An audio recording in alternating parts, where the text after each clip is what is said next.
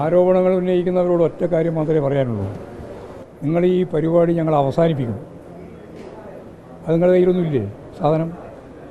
അതായത് വിഴിഞ്ഞം പദ്ധതി ഇവിടെ അവസാനിപ്പിക്കും. വിമോചന സമരത്തിൻ്റെ തുടർച്ചയായിട്ട് വരാൻ പോവുകയാണ്. പോലീസ് സ്റ്റേഷനിലേക്ക് അതിക്രമം, പോലീസ് വെടിവെപ്പിലേക്ക് എത്തിക്കാൻ വേണ്ടിയിട്ടുള്ള ബോധപൂർവമായ പ്രവർത്തനം, വിഴിഞ്ഞം പദ്ധതിയെ ഒരു ഇഞ്ച് മുന്നോട്ടേക്ക് പോകാൻ അനുവദിക്കില്ല എന്ന് പറഞ്ഞത് കോൺഗ്രസ് ആണ്, എന്ന് പറഞ്ഞത് BJP ആണ്, എന്ന് പറഞ്ഞത് UDF ആണ്, എന്ന് പറഞ്ഞത് സംഘപരിവാർ വിഭാഗമാണ്. അത്രയും കാര്യം നിങ്ങളുടെ കയ്യിലുണ്ട്. നിങ്ങൾ കാണിക്കരുത്. അതാ ഞാൻ പറഞ്ഞത്. പറയുന്നത് അധികം വിശദീകരിക്കണ്ട. നിങ്ങളത് കാണിക്കും. അതായത് ഇടക്കാലത്ത് ഈ പ്രവർത്തനം മുഴുവൻ നിർത്തിവെച്ച് ഈ പരിപാടി മുഴുവൻ വേണ്ടെന്ന് വെക്കണം. വിഴിഞ്ഞ പദ്ധതി വേണ്ട എന്ന് UDFും BJPയും ഓരോരുത്തരും അവിടെ പോയിട്ട് കലാപം ഉണ്ടാക്കാൻ വേണ്ടി ആഹ്വാനം ചെയ്ത് കലാപത്തിൻ്റെ ഭാഗമായിട്ട് പോലീസ് സ്റ്റേഷൻ ആക്രമിച്ച് പോലീസുകാർക്ക് പരിക്കേറ്റ് ആ രീതിയിലുള്ള സംഭവങ്ങൾ നടത്തിയിട്ടുള്ള UDFിൻ്റെയും BJPയുടെയും കൃത്യമായ സ്റ്റേറ്റ്മെൻറ്റ് നല്ല ധൈര്യം ഉണ്ടെങ്കിൽ, നാട്ടിലുണ്ടെങ്കിൽ നിങ്ങൾ പ്രസിദ്ധീകരിക്കും. നിങ്ങൾ അത് പ്രസിദ്ധീകരിക്കുമോ? അത് പ്രസിദ്ധീകരിക്കുമോ?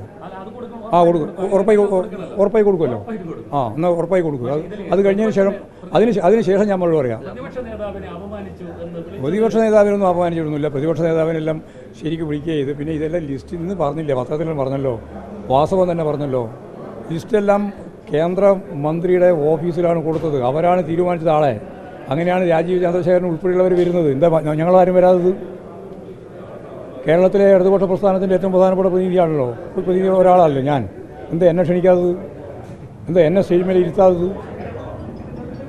എന്താ ചന്ദ്രശേഖരനെ മാത്രം ഇരുത്താൻ കാരണം? അപ്പോൾ അതാ ഇപ്പം ഞാൻ പറഞ്ഞത്. സർക്കാരിന് ഉത്തരവാദിത്വം ഇല്ല എന്നല്ല ഞാൻ പറഞ്ഞതിൻ്റെ അർത്ഥം. കേന്ദ്ര ഗവൺമെൻറ്റാണ് അവസാനമായി തീരുമാനിക്കുന്നത്. പിന്നെ പ്രധാനമന്ത്രിയുടെ പരിപാടി ആയതുകൊണ്ട്. അല്ലാണ്ട് നിങ്ങൾ സ്വാധീനത്തെ അടിസ്ഥാനപ്പെടുത്തിയിട്ടാണ് ഇടതുപക്ഷത്തിൻ്റെ സ്വാധീനം. ഇടതുപക്ഷ ജനാധിപത്യ മുന്നണി ഗവൺമെൻറ്റാണ്. ആ ഗവൺമെൻറ്റിൻ്റെ ഭാഗമായിട്ടുള്ള CPIM ആണ്. CPIMൻ്റെ സംസ്ഥാന സെക്രട്ടറിയാണ് ഞാൻ. എന്നെ ക്ഷണിച്ചില്ലല്ലോ. ഞാൻ MLA കൂടിയാണ്. എന്നിട്ട് അപ്പോൾ അമ്മാതിരി വർത്തമാനത്തിനൊന്നും വലിയ കാര്യമില്ല. നിങ്ങൾ മനസ്സിലാക്കേണ്ടത് കേന്ദ്ര ഗവൺമെൻറ് പറഞ്ഞാലും ഞങ്ങളാണ് ഇത് മുഴുവൻ എന്തെങ്കിലും ചെയ്തോ? ആർക്കാ അറിയാത്തത്? വിഴിഞ്ഞം പദ്ധതിക്ക് വേണ്ടിയിട്ട് യഥാർത്ഥത്തിൽ അതിൻ്റെ ഭാഗമായിട്ട് തരേണ്ടുന്ന ഒരു ഫണ്ട് ഉണ്ടായിരുന്നു. ഏത് പ്രൊജക്റ്റിൻ്റെയും ഭാഗമായിട്ട് കേന്ദ്ര ഗവൺമെൻറ് കൊടുക്കേണ്ടുന്ന വൈബിലിറ്റി ക്യാമ്പ് വൈബിലിറ്റി ഫണ്ട്. ആ ഫണ്ട് കൊടുത്തോ? ആ ഫണ്ട് പോലും കൊടുത്തില്ല എന്ന് മാത്രമല്ല, നിങ്ങൾക്ക് എന്തെങ്കിലും ഫണ്ട് തരണമെങ്കിൽ അത് കടായിട്ടാണ് തരിക, അത് തിരിച്ചു തരണം. മാത്രമല്ല ലാഭവിഹിതവും തരണം എന്ന് പ്രഖ്യാപിച്ചിരിക്കുകയാണ് അവർ. പിന്നെ അവരെന്തടിസ്ഥാനത്തിലാണ് ഞങ്ങളുടെ പദ്ധതിയാണ് എന്ന് നടന്നുകൊണ്ടിരിക്കുന്നത്? ഒരു കാര്യമില്ല, വെറുതെ പറയുകയാണ്. ഇതെല്ലാം ജനങ്ങൾക്ക് നന്നായിട്ട് മനസ്സിലാവും. UDFകാരും ഉമ്മൻചാണ്ടിയെ സംബന്ധിച്ചിടത്തോളം ഞങ്ങൾ അന്ന് വിമർശിച്ചിട്ടുണ്ട്. ആ വിമർശനമൊന്നും ഞങ്ങൾ പിൻവലിച്ചിട്ടൊന്നുമില്ല. ഇത് ഒരു ഗവൺമെൻറ് പ്രൊജക്റ്റായി കൊണ്ടുപോകാൻ സാധിക്കുന്നതായിരുന്നു. കേരളത്തിലെ ഇടതുപക്ഷ ജനാധിപത്യ മുന്നണി ഗവൺമെൻറ് നായനാർ മുഖ്യമന്ത്രിയായിരുന്ന സന്ദർഭത്തിലാണ് ഇത് ആലോചിച്ചത്. ഇതിൻ്റെ തുടർച്ചയായിട്ട് മുന്നോട്ടേക്ക് പോകാൻ നമുക്ക് സാധിക്കുമായിരുന്നു. അതിനെ തുരങ്കം വെച്ചത് വേണ്ട, അദാനിക്ക് നൽകണം എന്ന് തീരുമാനിച്ചതിൻ്റെ ഭാഗമായിട്ടുള്ള കേന്ദ്ര ഗവൺമെൻറ്റിൻ്റെ ഇടപെടലാണ്. പൊതുവിതരണ സംവിധാനങ്ങളും പൊതുമേഖലാ സ്ഥാപനങ്ങളും എല്ലാം പൂർണ്ണമായിട്ട് അവസാനിപ്പിക്കാൻ തീരുമാനിച്ചതിൻ്റെ ഭാഗമായിട്ടാണ് നമ്മളെ യഥാർത്ഥത്തിൽ കൊച്ചി എയർപോർട്ട് പോലെ കൈകാര്യം ചെയ്യാൻ സാധിക്കുന്നതായിരുന്നു ഇത്. അത് അദാനിക്ക് കൊടുക്കേണ്ട യാതൊരു കാര്യം ഉണ്ടായിരുന്നില്ല. അന്നേ ഞങ്ങൾ ശക്തിയായി പറഞ്ഞാണ് അന്ന് ആ അഭിപ്രായം ഞങ്ങൾ പറഞ്ഞിട്ടുണ്ട്. എന്നാൽ പരിപാടി മുന്നോട്ടേക്ക് പോയ പശ്ചാത്തലത്തിൽ കോൺഗ്രസ്സുകാരും BJPക്കാരും പറഞ്ഞ പോലെ ഈ പദ്ധതി ഇനി നടപ്പിലാക്കാൻ അനുവദിക്കില്ല എന്ന നിലപാട് ഞങ്ങൾ സ്വീകരിച്ചിട്ടില്ല. അത് ക്രിയാത്മകമായ നിലപാടാണ് ഞങ്ങളെ. അതിൻ്റെ ഭാഗമായിട്ടാണ് പദ്ധതി നടന്നത്. അതുകൊണ്ടാണ് നല്ല നിശ്ചയദാർഢ്യത്തോടുകൂടിയുള്ള മുഖ്യമന്ത്രിയും അതുപോലെ തന്നെ അതിന് നേതൃത്വം കൊടുക്കുന്ന നമ്മുടെ ഇടതുപക്ഷ ജനാധിപത്യ മുന്നണിയും ചേർന്നുകൊണ്ടാണ് യഥാർത്ഥത്തിൽ ആ പദ്ധതി നടപ്പിലാക്കാനും നാളെ ഉദ്ഘാടനം ചെയ്യാനും സാധിച്ചത്. അതിൻ്റെ ഏറ്റവും പ്രധാനപ്പെട്ട ക്രെഡിറ്റ് ഇടതുപക്ഷ ജനാധിപത്യ മുന്നണിക്ക് തന്നെയാണ്.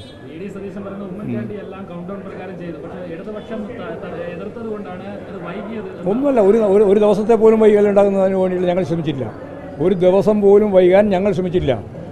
UDF ആണ് എല്ലാ പരിപാടിയെയും നടപ്പിലാക്കാൻ പറ്റില്ല, ഒരു വികസന പ്രവർത്തനവും നടത്താൻ ഞങ്ങൾ അനുവദിക്കില്ല എന്ന നിലപാട് സ്വീകരിച്ചത് പ്രതിപക്ഷമാണ്, കേരളത്തിലെ പ്രതിപക്ഷം. അത് ലോകത്ത് ഒരു പ്രതിപക്ഷം അങ്ങനെയില്ല.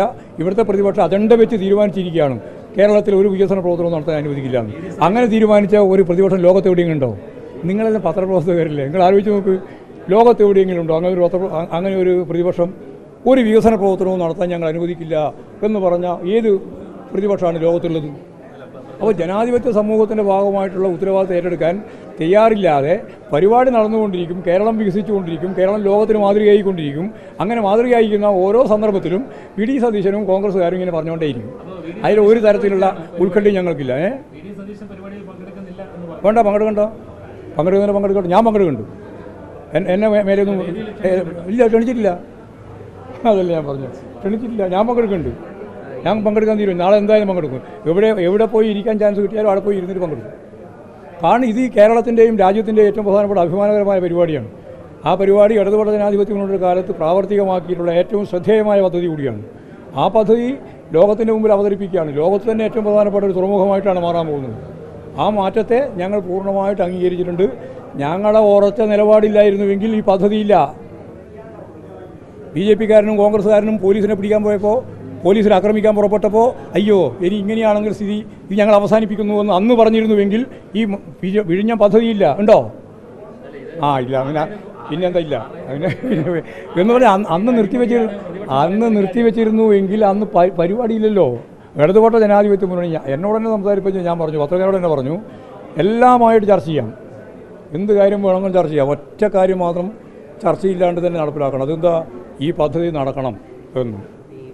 പദ്ധതി നടക്കണം എന്നുള്ള കാര്യമാണ് ഞങ്ങൾ പറഞ്ഞത് കേട്ടോ. അങ്ങനെ നടന്നത്, അല്ലാണ്ട് ഉമ്മൻചാണ്ടിൻ്റെയോ അതുപോലെ തന്നെ VD സതീശൻ്റെ ഷീറ്റിൻ്റെ മേലെ നടന്നതല്ല ഇത്. ഇടതുപക്ഷ ജനാധിപത്യ ഗവൺമെൻറ് കൃത്യമായിട്ട് നിലപാട് സ്വീകരിച്ച് മുമ്പോട്ട് കൊണ്ടുപോയതാണ്.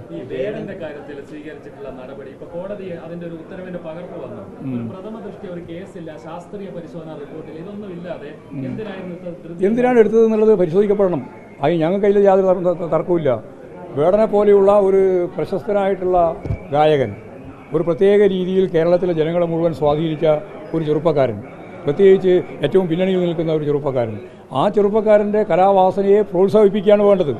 അങ്ങനെ പ്രോത്സാഹിപ്പിക്കുന്നതിൻ്റെ ഭാഗമായിട്ട് തന്നെ കാര്യങ്ങൾ കൈകാര്യം ചെയ്ത് വരുമ്പോൾ അദ്ദേഹം തന്നെ പറയാറുണ്ട്, ഈ ലഹരിയും അതുപോലുള്ള കാര്യങ്ങളൊന്നും ശരിയല്ല കുട്ടികളെ, നല്ല അദ്ദേഹം തന്നെ പറയാറുണ്ട്, പരിപാടിൻ്റെ ഭാഗമായിട്ട് തന്നെ പറയാറുണ്ട്. അപ്പോൾ ഇപ്പം അദ്ദേഹം പറഞ്ഞു എനിക്ക് തെറ്റുപറ്റി. അതാണ് യഥാർത്ഥത്തിൽ ഗവൺമെൻറ് ചെയ്ത ഏറ്റവും പ്രധാനപ്പെട്ട സവിശേഷമായ നിലപാട്. ഗവൺമെൻറ് ചെയ്ത ഏറ്റവും പ്രധാനപ്പെട്ട കാര്യം വളരെ ചെറിയ ഒരു അളവിൽ മാത്രമാണ്, 8-9 ആളും ഉണ്ടായിരുന്നു, എങ്കിൽ പോലും അത് തെറ്റായിരുന്നു.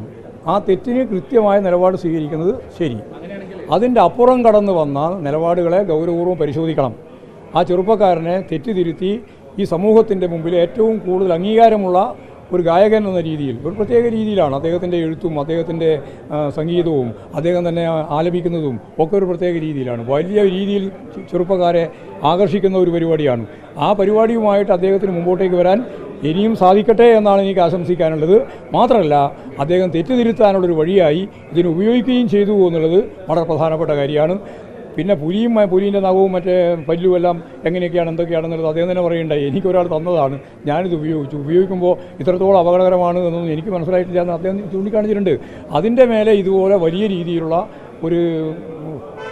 ഒരു കേസും കാര്യവും ഒക്കെ വേണ്ടതുണ്ടോ എന്ന് കോടതി പറയുന്നത് പോലെ തന്നെ പരിശോധിച്ച് ആവശ്യമായ നിലപാട് സ്വീകരിക്കട്ടെ. ഇപ്പോഴും കൃത്യമായിട്ട് തന്നെ വനംവകുപ്പ് മന്ത്രി തന്നെ പറഞ്ഞിട്ടുണ്ട്, ഞാൻ പൂർണ്ണമായിട്ടും ഈ വേടൻ്റെ ഒപ്പമാണ് നിൽക്കുന്നത് എന്ന് ഇപ്പോൾ പ്രത്യേകിച്ച് പറഞ്ഞു കഴിഞ്ഞിട്ടുണ്ട്. അപ്പോൾ ഞങ്ങളൊക്കെ പൂർണ്ണമായ അർത്ഥത്തിൽ അത് പരിശോധിക്കണം. അതിപ്പോൾ ആരാ പരിശോധിക്കണം? അത് പരിശോധിക്കുക വേണ്ടത്. അപമാനമാണ് എന്തൊക്കെ വേണം അത് ഉപയോഗിച്ചോ, ഏഷ്യാനെറ്റല്ലേ, എന്ത് പദം വേണമെങ്കിലും ഉപയോഗിക്കാം. പക്ഷേ അത് സംബന്ധിച്ച് കൃത്യമായിട്ടുള്ള നിലപാടാണ് സ്വീകരിച്ചത്. കോടതി പ്രത്യേകിച്ച് ആ നിലപാട് സ്വീകരിക്കുന്നു. പരിശോധിക്കുന്നു. അത് ഞാൻ പറഞ്ഞ മലയാളത്തിലേ അതല്ല, പരിശോധിച്ചോട്ടെ. പക്ഷേ ആ നിലപാട് സ്വീകരിക്കാൻ പാടില്ല. ആ ഒരു ചെറുപ്പക്കാരനോട് എടുക്കേണ്ട നിലപാടല്ല. ആദ്യത്തെ ശരിയായിരുന്നു, കഞ്ചാവ് ഉപയോഗിച്ചിട്ടുണ്ടെന്ന് അദ്ദേഹം തന്നെ പറഞ്ഞു, അതിന് കേസെടുത്തു, അതിന് ജാമ്യം കിട്ടി. അപ്പോഴാണ് ഈ മാല കാണുന്നത്. മാല കണ്ടതിന് ശേഷം തുടങ്ങിയിട്ടുള്ള ഒരു പുതിയ തലത്തിലേക്ക് അതിനെ കൊണ്ടുപോകാൻ വേണ്ടി ശ്രമിച്ച നിലപാടാണ് യഥാർത്ഥത്തിൽ വിമർശനാത്മകമായ രീതിയിൽ കണ്ടത്. അത് വിമർശിക്കേണ്ടത് തന്നെയാണ്. അത് വിമർശിക്കുമ്പോൾ തന്നെ തെറ്റ് ശരിയല്ലാത്ത നിലപാടുകളുണ്ടെങ്കിൽ അത് തിരുത്തുമെന്ന് അദ്ദേഹം പറയുകയും ചെയ്തിട്ടുണ്ട്. ഈ കഴിഞ്ഞ ജനുവരിയിൽ RSS അനുകൂല ജയിൽ ഉദ്യോഗസ്ഥർ ഒരു യോഗം കുമരകത്ത് കൂടിയായിരുന്നു. അപ്പോൾ അതിൽ 16 ഉദ്യോഗസ്ഥർ ഇപ്പോൾ സസ്പെൻഡ് ചെയ്തിട്ടുണ്ട്, സ്ഥലം മാറ്റിയിട്ടുണ്ട്. അല്ല, അതെല്ലാം ഭരണപരമായ കാര്യങ്ങളാണല്ലോ. അത് ഞങ്ങൾക്ക് എന്താണ് വേണ്ട കാര്യം? ശരിയായ നടപടിയാണ്. സംഘപരിവാർ അനുകൂല ഉദ്യോഗസ്ഥർ കുമരകത്ത് യോഗം കൂടുകയാണ്. സംഘപരിവാർ എന്തും ചെയ്യും, കലാപം നടത്തും. മനസ്സിലായോ? സംഘപരിവാറിനെ നന്നായി പഠിച്ചു. ഏതാ പത്രം? Media one. നന്നായി പഠിച്ചോ. സംഘപരിവാർ എന്തും ചെയ്യും കേട്ടോ. കലാപവും നടത്തും, കലാപത്തിന് നേതൃത്വവും കൊടുക്കും. അമ്മാതിരിയാണ് സംഘപരിവാർ. അങ്ങനെയാണ്. അതെ, ഉദ്യോഗസ്ഥന്മാർ ഉൾപ്പെടെ. സംഘപരിവാർ എന്ന് പറഞ്ഞാൽ അതെല്ലാം ഉദ്യോഗസ്ഥന്മാർ ഉൾപ്പെടെ ചേരുന്നതാണ്. ആ ചേരുന്നവർ എന്തും ചെയ്യും എന്നുള്ളതാണ് നമ്മളിപ്പോൾ മനസ്സിലായിട്ടുള്ളത്.